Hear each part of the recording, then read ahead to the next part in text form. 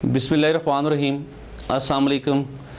मैं हूं मोहम्मद इदरीस वान एडवोकेट। और दोस्तों, आज हमारा टॉपिक है कि औरत को सियासी पनाह देने का हक। दीन इस्लाम ने औरत को सियासी पनाह देने का हक दिया है।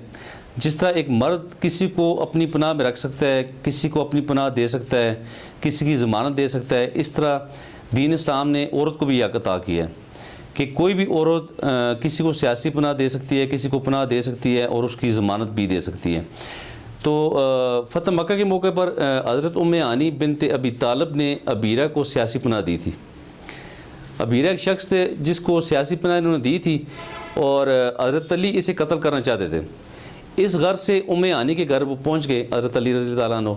तो इस पर उम्मे हानी रज़ी अल्लाह तआला अन्हा जो है आप सल्लल्लाहु अलैहि वसल्लम के पास तशरीफ़ लाईं और अर्ज़ की कि ए अल्लाह के रसूल, मैंने अबीरा को पनाह दी है, लेकिन मेरे भाई हज़रत अली रज़ी अल्लाह तआला अन्हु उसे कत्ल करने पे मसर हैं।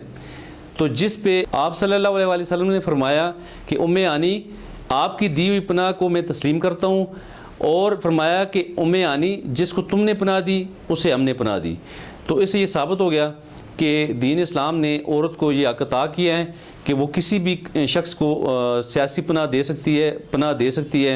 जिस तरह एक मर्द को पनाह देने का हक है, इस तरह एक औरत को भी पनाह देने का हक है, और औरत उसकी ज़मानत भी दे सकती है। तो यानी इस हवाले से, पनाह देने के हवाले से, सियासी पनाह देने के हवाले से जिस तरह मर्द को एक राइट हासिल है, इस तरह औरत को भी बराबरी की सतह पर राइट हासिल है। तो इसलिए हमें अपनी ख़वातीन को तमाम वो राइट्स जो दीन इस्लाम ने दिए हैं वो देने चाहिए, वो इंश्योर करने चाहिए, और इनके साथ किसी भी तरह से जानबदारी नहीं करनी चाहिए। किसी भी किस्म की डिस्क्रिमिनेशन दीन इस्लाम में मना है, और यही डिस्क्रिमिनेशन मना होने के नाते हमारे जितने भी कवानीन हैं उनमें भी दीन इस्लाम की रूह के मुताबिक इक्वल फुटिंग पे हमारे आइन में, हमारे इंटरनेशनल जितने भी ट्रीटीज़ हैं उनमें ये चीज़ें इंश्योर की गई हैं।